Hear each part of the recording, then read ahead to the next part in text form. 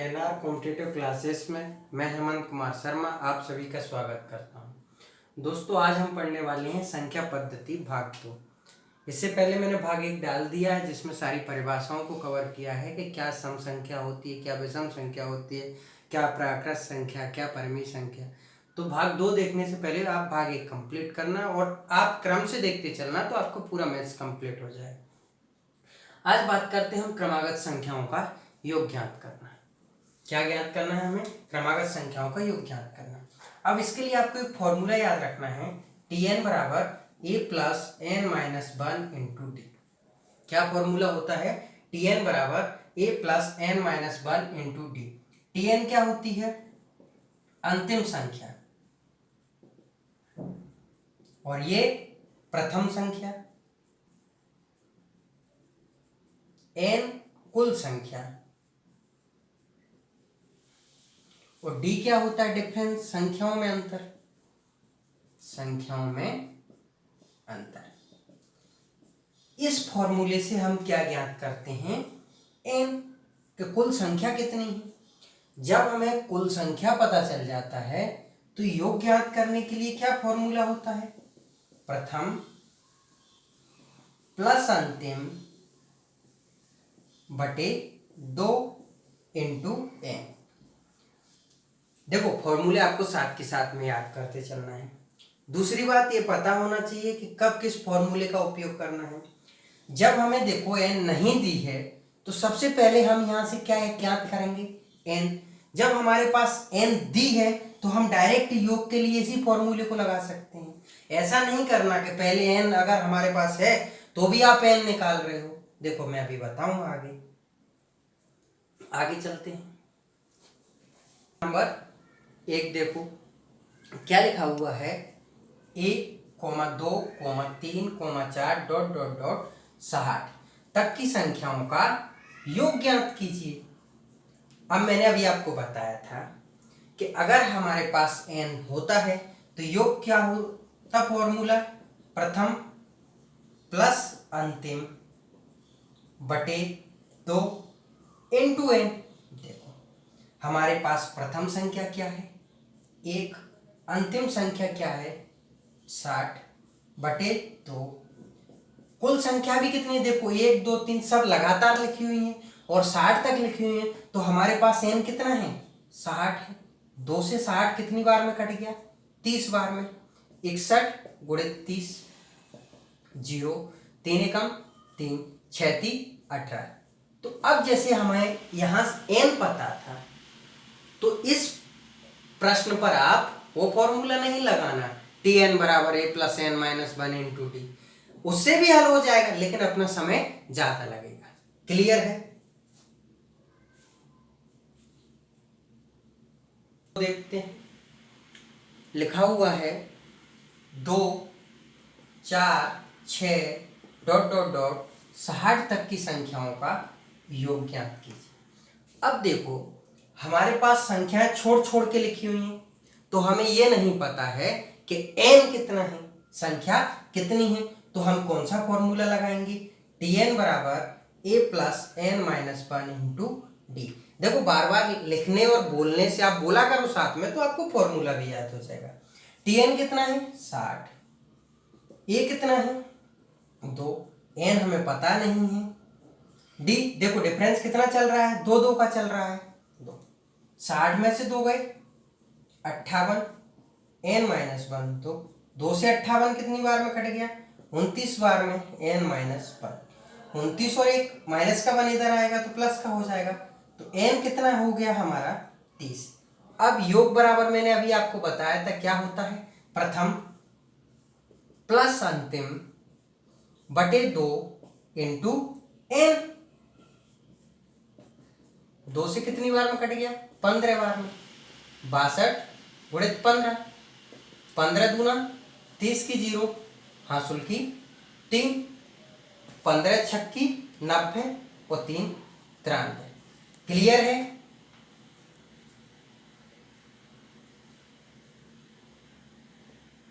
अगला question number 3 देखते हैं। क्या है?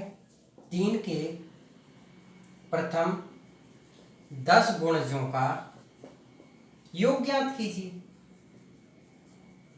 दोस्तों आप पूरा वीडियो देखते चला करो, जहां आपको तकलीफ हो वहां आप मेरे से कमेंट करके पूछ सकते हैं।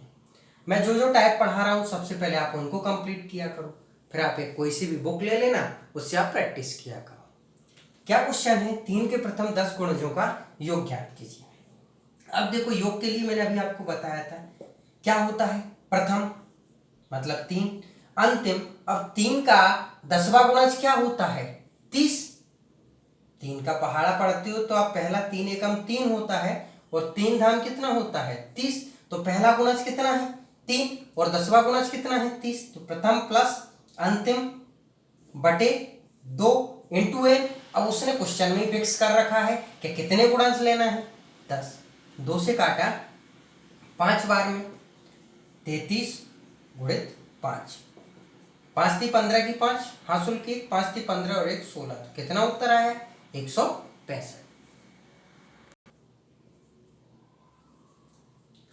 अगला क्वेश्चन नंबर 4 देखते हैं। क्वेश्चन है 3 क्रमागत सम संख्याओं का योग 24 है। 3 क्रमागत सम संख्याओं का योग 24 है। ठीक बीच वाली सम संख्या बताइए।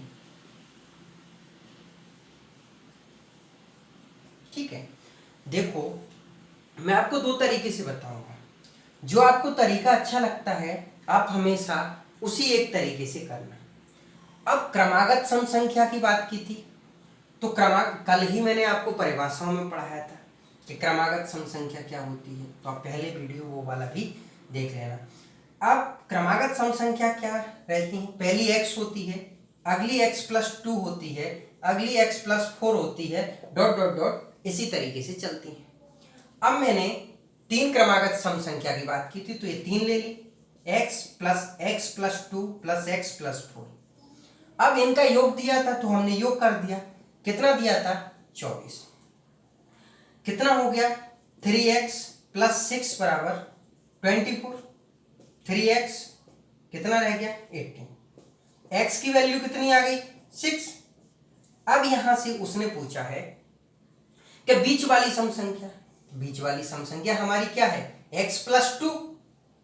तो कितना हो गया, मतलब 8 हमारा यहां से आंसर हो गया। अगर वो पूछता तीनों कौन कौन सी हैं, तो यहां वैल्यू रख देते हैं हम 6, 8 और 10।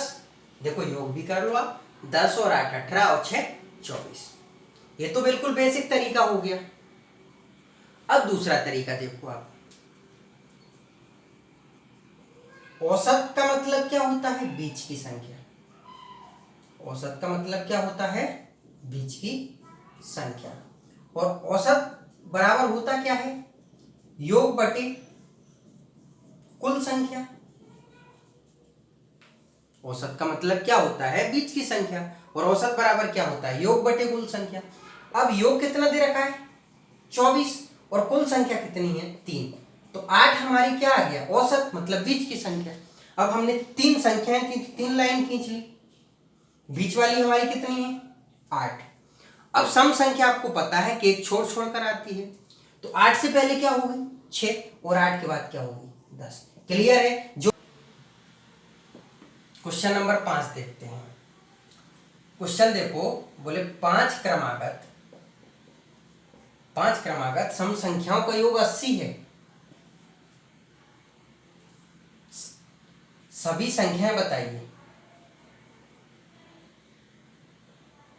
सभी संख्या बताइए।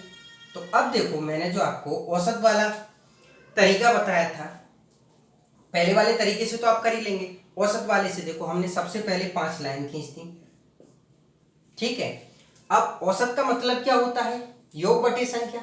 योग कितना है यहां देख लो, योग कितना है 80, संख्या कितनी है 5, तो औसत कितना आ गया 16। मतलब बीच वाली संख्या कितनी हो गई हमारी 16। 16 से पहले कितनी होती है 14, 14 से पहले कितनी होती है 12, 16 के बाद कितनी होती 18, 18 के बाद कितनी होती 20। तो सभी संख्याएं ये होगा, और नहीं तो आप क्या करेंगे, x plus 2, x plus 4, x plus 6 और x प्लस 8, 5 हो गई, 1 2 3 4 5, इन सबको जोड़ा, 5x प्लस 8 तो 10 और 10 20 बराबर कितना दे रखा है हमें 80, 5x बराबर 60, तो x की वैल्यू कितनी आ गई 12, x की वैल्यू कितनी आ गई 12। अब ये वैल्यू हम यहाँ रख देंगे तो 12 14 16 18 20, क्लियर है ना। दोनों में से किसी एक तरीके से आप कर सकते हो। क्वेश्चन नंबर 6 देखिए क्या है, 4 क्रमागत सम संख्याओं का योग 36 है, सभी संख्याएं बताइए। अब देखो हम औसत के तरीके से हल करते हैं, उस तरीके से भी हल कर लेंगे। औसत वाला आप सीख लो, ज़्यादा अच्छा रहेगा, वो तो आप सीखेंगे क्योंकि वो बेसिक कॉन्सेप्ट है। अब हमने 4 सबसे पहले लाइन खींची, बोले अब 4 के तो बीच में होता नहीं, तो दोनों 2 इधर छोड़ दी 2 इधर छोड़ दी, यहाँ पर हमारा क्या रहेगा औसत, क्लियर है।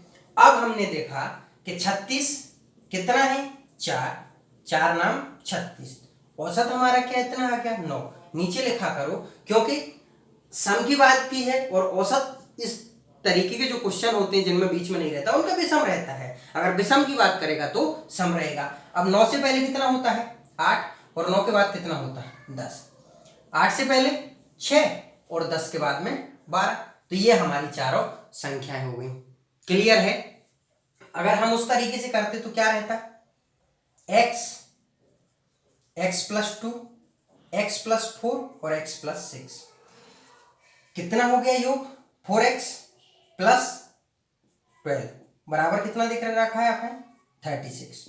अब देखो 4x, 36 में से 12 गए, कितने बच गए 24, 4 से कट गया 6 बार में, ये वैल्यू हम यहाँ रखेंगे तो 6 और 2 8, 6 और 4 10 और 6 और 6 12, क्लियर है। ठीक, इससे पहले जो मैंने कुछ क्वेश्चन कराए थे वो टाइप 1 के थे, अब हम देखते हैं टाइप 2 के क्वेश्चन। आप सारे टाइप कंप्लीट करते चला करो, पूरा टॉपिक अच्छे से कंप्लीट हो जाएगा। टाइप 2 में बात करते हैं, पहला क्वेश्चन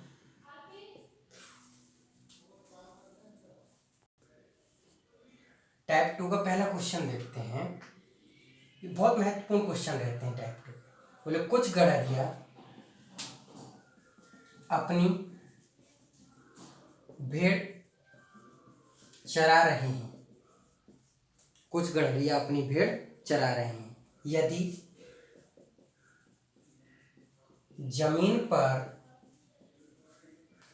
कुल पैर 230 तथा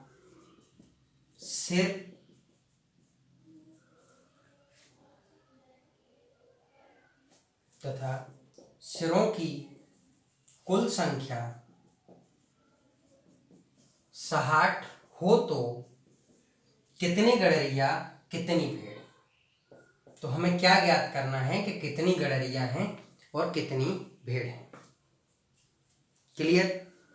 अब देखो मैं आपको बेसिक बिल्कुल बता रहा हूं आपको कि इसको करना कैसे। जैसे इसके 2-3 तरीके हैं, इसके 2-3 तरीके हैं।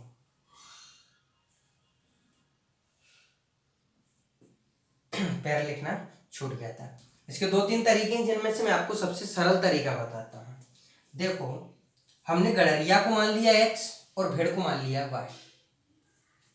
अब देखो गड़रिया और भेड़ दोनों के एक एक सिर होता है, तो दोनों के सिर कितने दे रखे हैं हमें 60।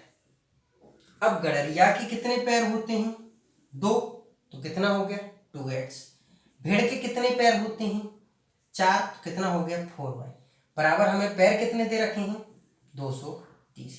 अब हम 10वीं क्लास में पढ़ते थे कि इन दोनों समीकरणों को बराबर कर देते थे, तो समीकरण 1 में हम 2 का गुणा कर दें, क्या हो जाएगा 2x प्लस 2y बराबर 120।